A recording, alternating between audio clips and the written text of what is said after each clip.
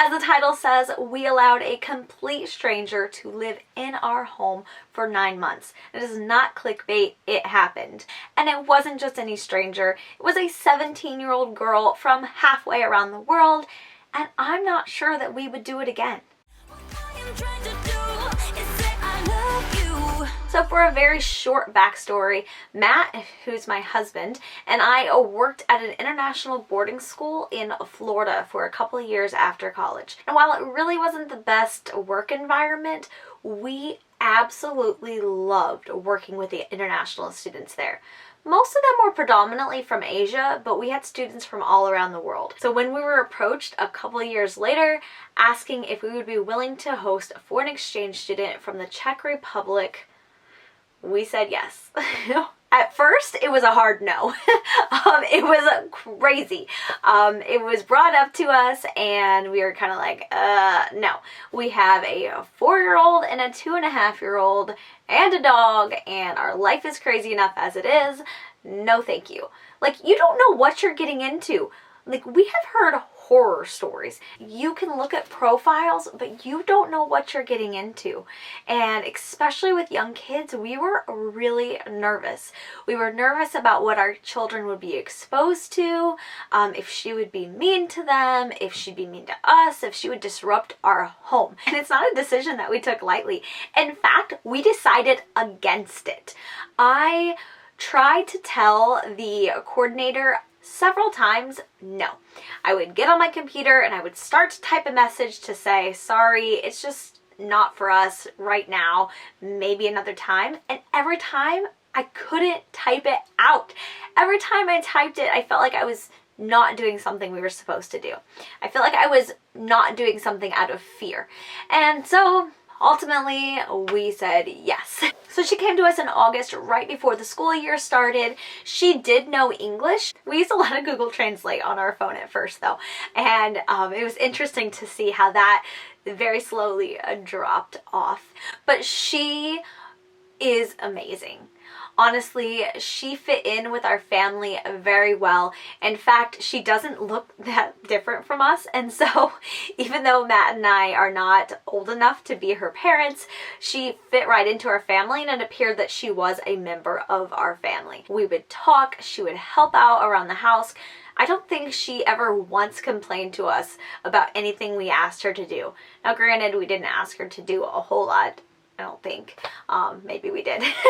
But she was always willing to jump in and help. As far as the kids go, she was amazing with them. She really took them in as if they were her real siblings. And because our kids were so young, they definitely adapted right to her. They felt very comfortable. She was really great with helping out with things like getting them out of the car. She was just great with them. We have crazy kids. Even then they were crazy, and she put up with their craziness. And she probably complained back to her family at home, I got these crazy kids in this crazy house. But never once did she make it seem like our kids were a burden on her experience here. She was very respectful of them. And in general, she was really respectful of our home. I know that is not always the case. We got extremely lucky. I have no idea how we got so lucky, but I'm pretty sure we got the best exchange student that there was. So, do we still talk to her? The answer is a yes. Not as much as I would like to. I wish that we could talk more. There is a little bit of a time difference between us here in Nashville and Prague, of course, but not one that's super significant. I think it's like 6 or 7 hours, but life gets in the way. But she did come and visit us last summer, which was fantastic because we have since had a child that she had not met yet. And so it was great to have her visit to see us here in Nashville and to interact with the kids again. And the kids remembered her. They were excited to see her. And we are definitely hoping one day to go visit her. It is not cheap to take an entire family to Prague, but maybe one day we'll be able to do that. Honestly, I am so thankful for the experience, and I would not trade it for the world. Matt and I actually have talked a couple times about how we are not sure if we can do it again. And sometimes people might take that to mean, oh, it's because you had a bad experience. But honestly, it's because we had such a great experience that I fear we would compare any other exchange students to our Valentina. And that it would be an unfair experience for the new student and for us. I know that not everyone's experience will go or has gone as well as ours did, but if you have the opportunity to host a student for a semester, for a school year, look into it. Do your research, of course, but it was an amazing experience for our family, and I am so glad we did it. If you have any specific questions about what organization we used or just the process or any of that, I am more than happy to answer them.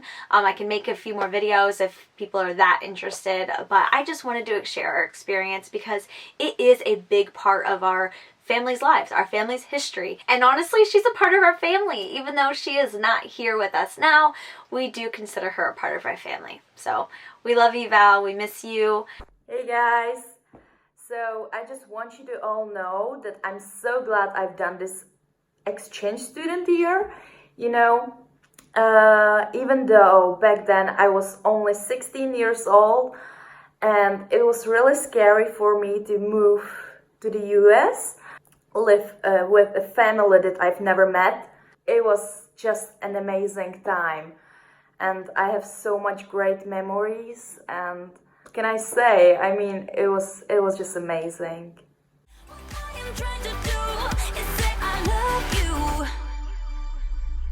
You don't know how I shiver inside.